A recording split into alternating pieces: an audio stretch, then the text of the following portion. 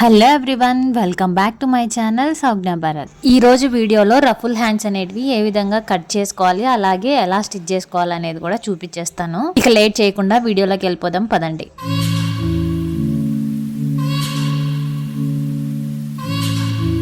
ఇప్పుడు ఈ ruffle hands అనేటివి చాలా ట్రెండింగ్ లో ఉన్నాయి. కటింగ్ అండ్ స్టిచ్చింగ్ కూడా చాలా ఈజీ. ఫస్ట్ క్లాత్ అనేది డబల్ ఫోల్డ్ మీద తీసుకోవాలన్నమాట.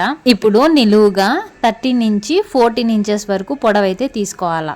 అలాగే అడ్డం వచ్చి 8 ఇంచెస్ తీసుకోవాలన్నమాట. ఈ రెండు కొలతలతో వీడియోలో చూపిస్తున్న విధంగా మార్కింగ్ అయితే చేసుకోవాలి. ఇప్పుడు హ్యాండ్ కింద భాగం వచ్చి 4 ఇంచెస్ ఆర్ 4.5 ఇంచెస్ ఏదైనా పర్లేదు. అలాగే పైన 7 ఇంచెస్ అనమాట.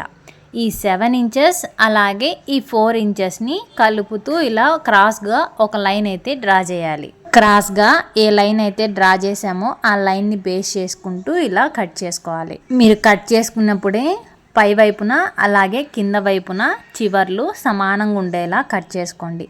కొంచెం క్రాస్ పైన స్టిచ్చింగ్ అనేది సరిగా రాదనమాట. మనం మార్కింగ్ చేసుకున్న విధంగా కట్ చేసిన తర్వాత షేప్ అనేది ఈ విధంగా వస్తుంది. నేను ముందుగానే క్యాప్ స్లీవ్స్ అనేటివి స్టిచ్ చేసి పెట్టేశాను. ఇక్కడ ఈ క్యాప్ స్లీవ్స్కి మిడ్ పాయింట్ అనేది డ్రా చేసుకున్నాం అనమాట. ఈ పఫ్ స్లీవ్స్ స్టిచ్ చేయడానికి మార్కింగ్ అనేది చేసుకుందాం. ఈ మార్కింగ్ అనేది వీడియోలో కనిపించడం కోసం నేను లైనింగ్ పైన మార్క్ చేస్తున్నాను. మీరు ఫ్రంట్ సైడ్ మార్క్ చేసుకోండి. మనం మిడ్ పాయింట్ అనేది పెట్టాం కదా, మిడ్ పాయింట్కి అటువైపున 2 ఇంచెస్ ఇటువైపున 2 ఇంచెస్ మార్కింగ్ అయితే పెట్టుకున్నాం. ఎక్కడైతే 2 ఇంచెస్ పెట్టుకున్నామో ఆ 2 ఇంచెస్ దగ్గర నుంచి అటువైపున 3 ఇంచెస్ ఇటువైపున 3 ఇంచెస్కి మార్క్ చేసుకుంటున్నాం. మళ్ళీ ఇప్పుడు పైన 7 ఇంచెస్ కింద 4 ఇంచెస్ పెట్టి మనం కట్ చేసుకున్నాం కదా, ఇక్కడ 7 ఇంచెస్ అనేది పై వైపున ఉండాలి, 4 ఇంచెస్ అనేది కింది వైపున ఉండాలన్నమాట.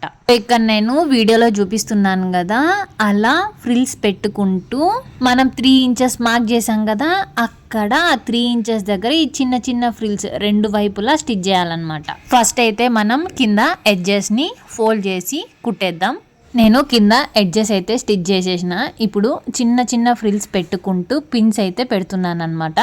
ఈ క్లాత్ జారిపోతుంది, సో అందుకని నేను పిన్స్ పెడుతున్నాను. వేరే ఏదైనా క్లాత్ అయితే జారిపోకుండా ఉండేదైతే మీరు డైరెక్ట్గా మిషన్ మీద ఇలా చిన్న చిన్న ఫ్రిల్స్ పెట్టి స్టిచ్ చేసేయచ్చు. మనం ఇక్కడ 3 ఇంచెస్ మార్కింగ్ అనేది చేసుకున్నాం కదా, ఎక్కడైతే 3 ఇంచెస్ మార్కింగ్ చేసుకున్నామో ఈ సైడ్ ఫ్రిల్స్ మొత్తము కూడా ఆ 3 ఇంచెస్లోనే మనం స్టిచ్ చేసుకోవాలన్నమాట. రెండో వైపును కూడా నేను ఇలా పెట్టి చూపిస్తున్నాను చూడండి. ఇలా ఫ్రిల్స్ పెట్టి 3 ఇంచెస్లోనే మనం రెండు వైపులా స్టిచ్ చేసామనుకోండి, ఇలా పఫ్ అయితే వస్తుంది. రెండు వైపులా స్టిచ్ చేసిన తర్వాత మనకి ఈ విధంగా అయితే పఫ్ అయితే కనిపిస్తుంది. ఇప్పుడు పైన ఏ విధంగా ఫ్రిల్స్ పెట్టాలో చూద్దాం. ఇలా మిడ్ పాయింట్ మధ్యగా ఒక పాయింట్ అయితే తీసుకోండి. ఇక్కడ మనం స్లీవ్స్ మీద మిడ్ పాయింట్ అనేది పెట్టాం కదా, ఈ రెండు మిడ్ పాయింట్స్ ని కలుపుతూ ఇటు సైడ్ అటు సైడ్ మిగిలిన క్లాత్ మనం ఏదైతే 2 ఇంచెస్ మార్క్ చేసామో అందులోనే సమానంగా వచ్చేలా ఆ ఫ్రిల్స్ అనేటివి పెట్టాలి. నెక్స్ట్ వచ్చి ఇంకా డ్రెస్ కి అటాచ్ చేస్తే సరిపోతుంది. ఐ హోప్ మీకు అర్థమైందని అనుకుంటున్నాను. ఇన్ కేస్ మీకు ఏమన్నా అర్థం కాకపోతే కమెంట్ సెక్షన్ లో అడగండి, నేను ఖచ్చితంగా రిప్లై అయితే ఇస్తాను. నెక్స్ట్ వీడియోలో మళ్ళీ కలుద్దాం. అంతవరకు బాయ్.